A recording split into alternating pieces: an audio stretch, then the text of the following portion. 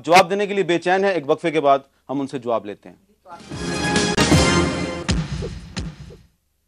वक्फे के बाद capital talk में दोबारा खुशामदेद। हम अपनी गुफ्तगू को आगे बढ़ाने से पहले एक छोटी सी रिपोर्ट आपकी खिदमत में पेश करेंगे ताकि आपको ये पता चल सके कि आज पाकिस्तान के इलाके कुरम एजेंसी में जो एक ड्रोन अटैक हुआ, इसका सिलसिला कब शुरू हुआ।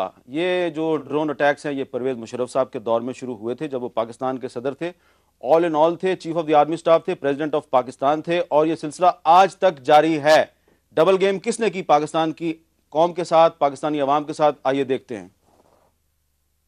अमरीकी जासूस तैयारों ने पाकिस्तान के कबायली इलाकों पर हमलों का आगाज साबिक सदर जनरल मुशर्रफ के दौरे हुकूमत में किया, जब 18 जून 2004 को एक अमरीकी जासूस तैयारे ने जनूबी वजीरिस्तान के गांव दो आग पर हमला किया, जिसमें तालिबान कमांडर नेक मोहम्मद समेत 7 अफराद हलाक हो गए। जनरल मुशर्रफ के दौरे हुकूमत में पाकिस्तान के कबायली इलाकों पर 36 अमरीकी ड्रोन हमले हुए, जिसके बारे में अमरीकी अखबार वाशिंगटन टाइम्स ने 2 जुलाई 2008 को एक रिपोर्ट में इंकशाफ किया कि पाकिस्तान के कबायली इलाकों में अमरीकी ड्रोन तैयारों को हमले की इजाज़त जनरल मुशर्रफ ने दी थी। अमरीकी जासूस तैयारों के पाकिस्तान के कबायली इलाकों पर हमले मौजूदा दौरे हुकूमत में मजीद शिद्दत इख्तियार कर गए।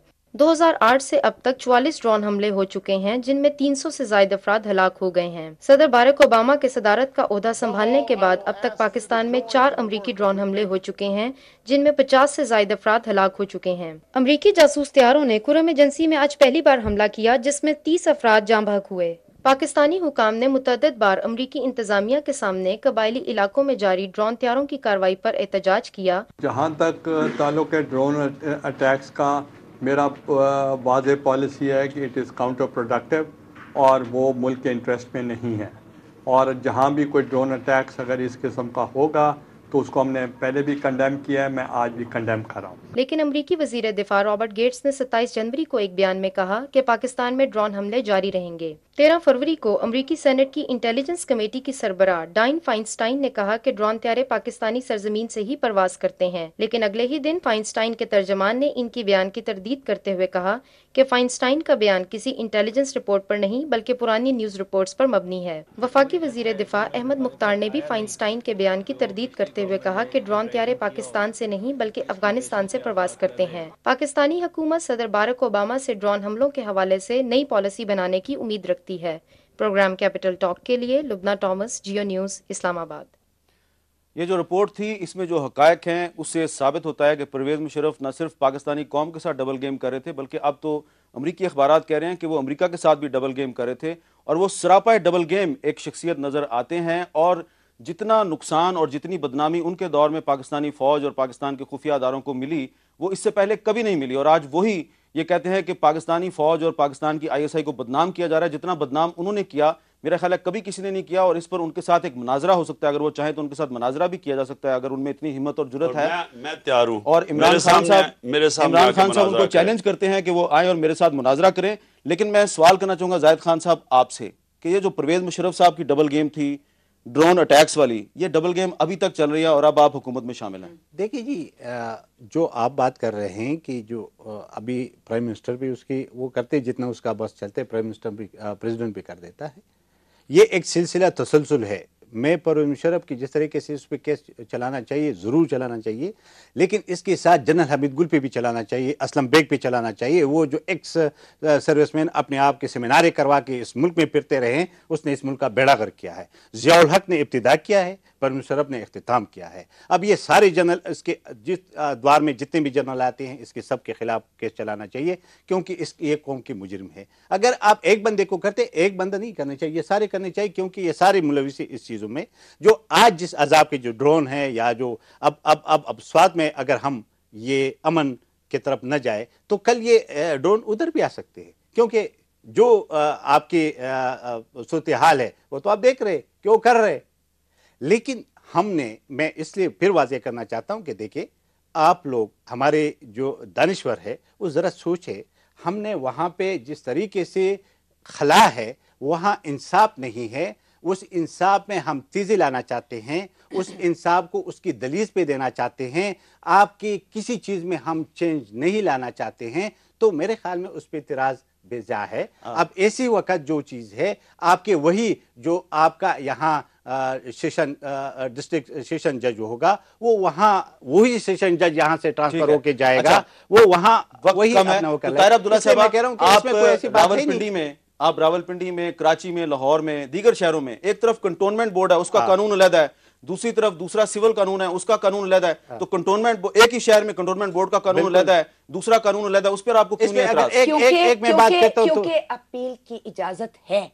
शरई निजाम जब ये लोग नाफिज कर लेंगे, निजाम सो कॉल्ड अदल, जिसको मैं बिल्कुल नहीं मानती कि अदल होगा उसमें, सबसे पहली बात तो यह है कि किसी दो फिरकों में इत्तेफाक नहीं है कि शरिया क्या है, तो फिर वो कौन सा निजाम अदल नाफिज किया जाएगा? यहां तो ससुर, बात खत्म करो, ससुर और दामाद में इत्तेफाक नहीं है कि इस्लाम क्या है और कौन सा शरिया नाफिज करना चाहते हैं, पहली बात। दूसरी बात, चीफ जस्टिस इफ्तिखार मोहम्मद चौधरी साहब जब तक बहाल नहीं किए जाएंगे, आपके पास इंसाफ नहीं आएगा। आप 1000 काजी कोर्ट्स बना लें, 1000 निजाम अदल में एक इस पे एक फिर उस बात को ये गोल कर रहे हैं, मिला रहे हैं कि जनाब वहां पे जो अपील का हक होगा, अपील का 2 हक होंगे, जो आप हाई कोर्ट का बेंच पे होगा, सुप्रीम कोर्ट का बेंच पे होगा। इसके अलावा हम क्या बात को समराइज करें आप?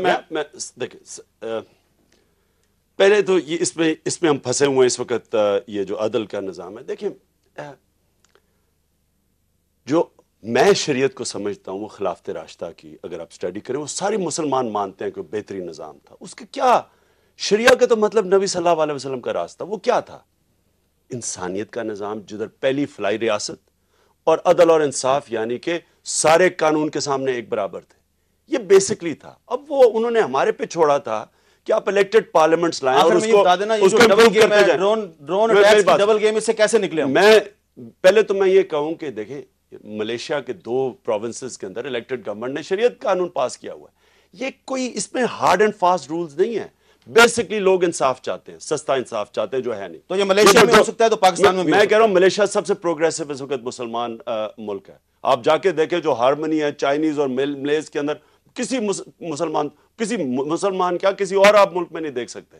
और प्रोग्रेसिव है, बढ़ रहा है, सोच बढ़ रही है। ये बात नहीं है असल। ये जो अभी आपने मुशर्रफ की बात की, ये असल खतरनाक बात है।